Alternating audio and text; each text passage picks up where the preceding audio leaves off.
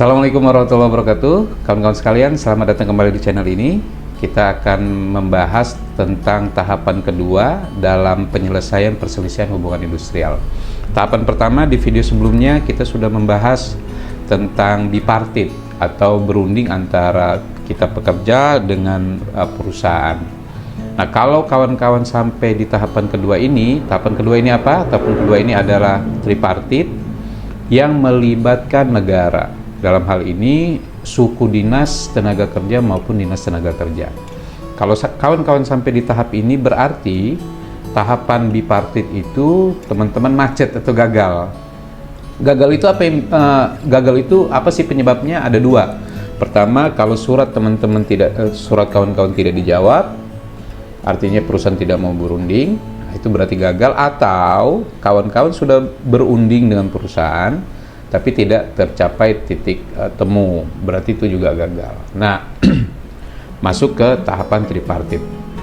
Lalu bagaimana tahapannya? Tahapannya adalah kawan-kawan buat surat pencatatan perselisihan hubungan industrial yang ditujukan kepada siapa? Kepada Sudin.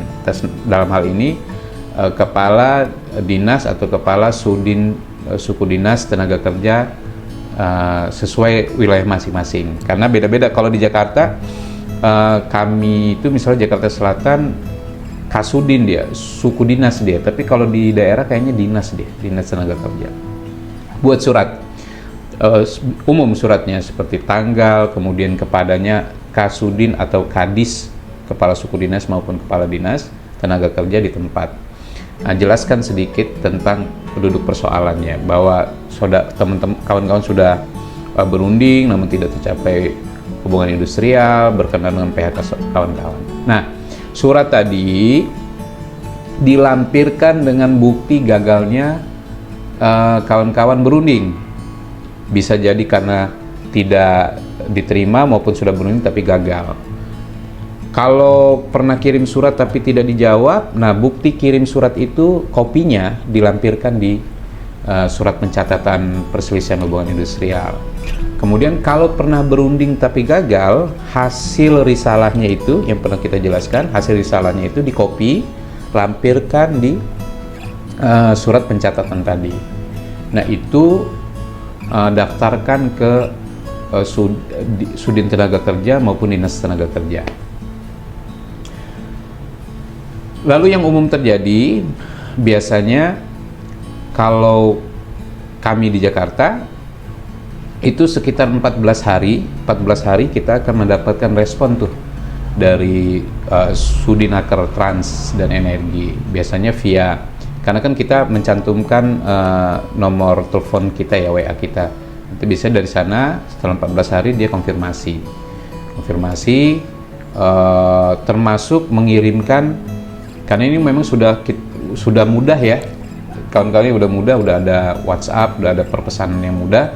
Jadi juga kadang-kadang kita ya udah kawan-kawan Sudin tinggal kirim ke kita via WA undangannya, nanti pas kita berunding baru kita ambil aslinya. Nah nanti mereka akan panggil mereka akan kirim undangan untuk manggil kita, demikian juga perusahaan akan dipanggil. Lalu tahapan berikutnya ada namanya proses klarifikasi. Apa itu klarifikasi? Nanti teman-teman akan dipanggil dan dipertemukan di media, belum masuk, diklarifikasikan oleh kasihnya ya, kepala seksinya biasanya. Kalau di Jakarta kepala seksi, dia ditanya sedikit banyak lah tentang latar belakang persoalan dan lain-lain, keinginan kawan-kawan seperti apa, akan didengar juga maunya perusahaan seperti apa. Nah, setelah klarifikasi itu selesai, teman-teman akan isi semacam berita acara lah, bahwa atas pertemuan ini kawan-kawan menunjuk mediator untuk membantu menyelesaikan persoalan kawan-kawan. Itu tahapan pertama. Setelah itu, umumnya 1 minggu setelah proses klarifikasi itu, dan juga nanti kepala seksinya akan tunjuk mediatornya siapa untuk menyelesaikan. Nah, kawan-kawan akan dikirim lagi tuh undangan kedua, undangan mediasi tripartit. Nah, itu nanti perusahaan juga akan diundang, kawan-kawan akan diundang dan akan ditengahi oleh si mediator itu. Nah, disitulah nanti ruang kawan-kawan menjelaskan tentang persoalan kawan-kawan, keinginan kawan-kawan, dan lain-lain. Nanti mediator akan mencatat tuh semua tuh pendapat pekerja seperti apa, dasarnya apa, dan lain-lain. Demikian juga pihak perusahaan. Lalu pertanyaannya, berapa lama proses mediasi tripartit ini di suku dinas tenaga kerja maupun dinas tenaga kerja? Jadi undang-undang kita, kawan-kawan, menyebutkan maksimum di 30 hari kerja. Tapi faktanya memang tidak secepat itu ya. Macam-macam tuh. Bisa jadi perusahaannya juga nggak datang, atau orang studinya berhalangan, dan lain-lain. Prosesnya kawan-kawan akan berunding. Ketika itu terjadi berunding, didengar dan dicatat semua pendapat kawan-kawan oleh mediator. Demikian juga perusahaan, semua pendapat akan dicatat mediator. Nah, ending atau akhir dari proses ini adalah bisa dua. Pertama, jika terjadi kesepakatan di antara kedua belah pihak dengan dibantu mediator, akan dibuatkan perjanjian bersama. Perjanjian bersama yang isinya menyepakati tentang hal yang diperselisihkan. Atau bisa yang kedua, jika tidak terjadi